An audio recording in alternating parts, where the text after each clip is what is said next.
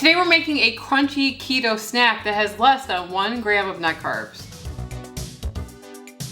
Welcome to the Keto Twins Test Kitchen, where we try recipes for all of you. Sarah and I have been keto since 2019, and on that journey we have tried almost 400 recipes, trying to find the best and the easiest and the most luscious recipes out there for all of you. Because we are not making up these recipes, but we enjoy sharing recipes that we find interesting. We don't know if they're gonna work, we don't know how they're gonna taste, and sometimes we put our own spin on them. If you're into our vibe, please subscribe and join our tribe, because we hit 200,000 subscribers. Now we're going for 250. It's never enough. In this video, we are going to be trying to make keto-friendly Cheetos. I was a Cheeto girl in high school, but I wouldn't eat the regular Cheetos. I would eat the flaming hot Cheetos, of course. And so in this magical box of mac and cheese, you will find a spice packet of the worst ingredients. And so we're not gonna be eating this pasta, obviously. We bought this for the spice packet inside. It comes with a lot of it too, so you can use this over like a wide variety of recipes. Even if you had keto-friendly chips, you could put them in a bag with a little bit of oil and put this on there, and it'll taste like hot Cheetos. People are gonna say that this is dirty, but we're dirty. What can I say?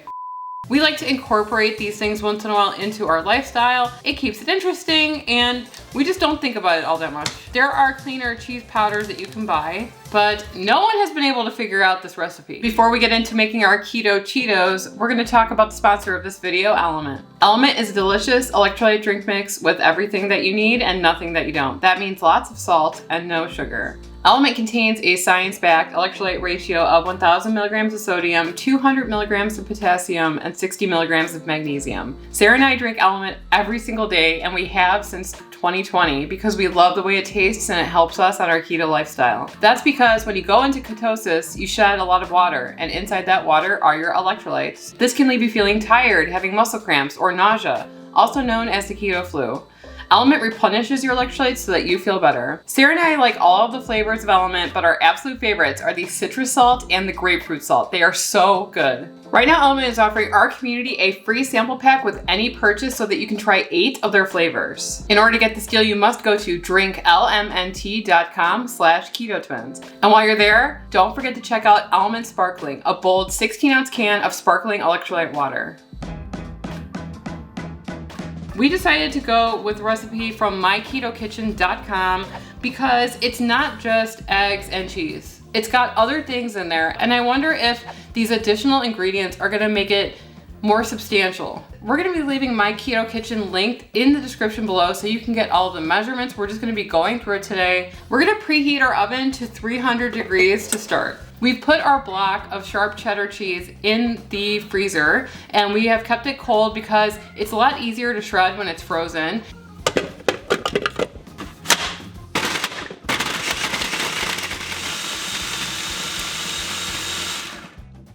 Enough?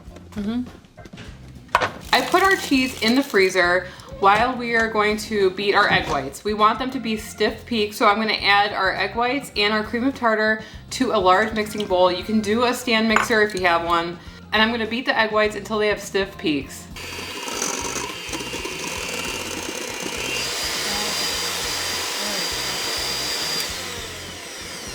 What constitutes a stiff peak? That you hold it over your head and it doesn't fall on top of you. So I'm going to be adding in the almond flour and salt into the cheese. I'm gonna mix that first, and then we're going to dump this in there and fold it into the egg whites. Folding in. The previous versions that we did of this were just plain old dried out cheddar cheese, which was pretty good. And then we did a version where we went to Aldi and bought baby food and used the little puffs that they had for toddlers as it, and it was pretty good. So this should be a cleaner version, technically, minus the stuff that we're gonna be adding to it, but this by itself. I knew this day would come, that we would need a pastry bag. So I bought one. Unfortunately, I don't have it. I left it at home. So we're gonna be using the good old Ziploc bag for this. Wait, do I put it in here? Or? Yeah. Okay, so fold it over. We're gonna shovel this in there. All the way down in there.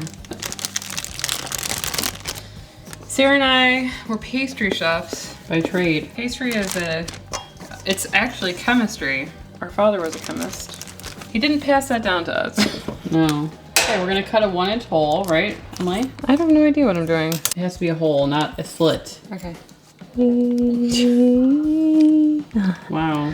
We want more of an organic texture, if you will. More like slugs. They're getting lazier. I want perfect form, please. We're gonna put it in the oven at 300 degrees for 30 minutes. Hope you turn out well. If not, we don't have a video. Okay, it's been 30 minutes at 300. We're gonna check it out. They're not looking too bad. Smells pretty good. Yeah. You're supposed to crack open the oven and let the air kind of escape while the cheese puffs are sitting in there for 40 minutes. That's gonna allow them to dry out in the warmth of the oven. And then we're gonna dress some up in the hot Cheeto powder. We're probably gonna put them in a bag and shake them so that the hot Cheeto powder goes all over them. But we're only gonna do that with half of them. We're gonna take them all downstairs and we're going to try them.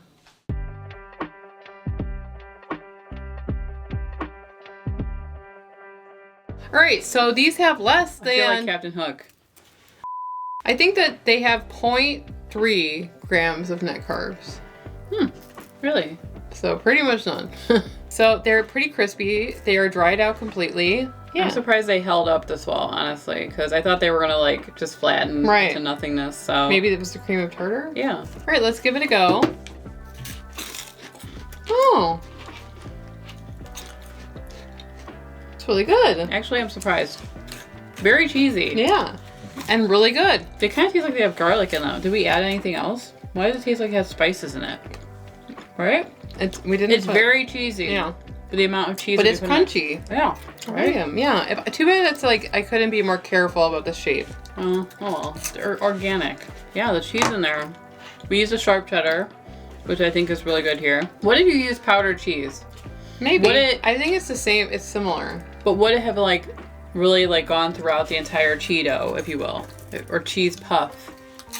Now, Shocking. It's even more shocking. Will we like them more with the hot Cheeto powder?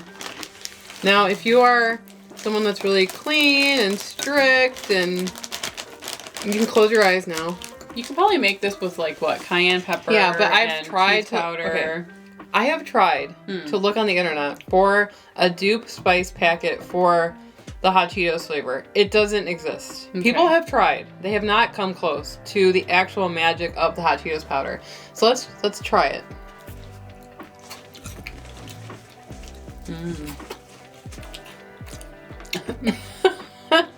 Bringing me back to high school days. Very good. Wow. What if you had put the powder in the cheese or in the egg? Would it have worked? I don't know. The problem with it is that like there's a lot of extra, so it kind of like gets into your nose and stuff. But I wonder if putting it actually in the egg white would have worked.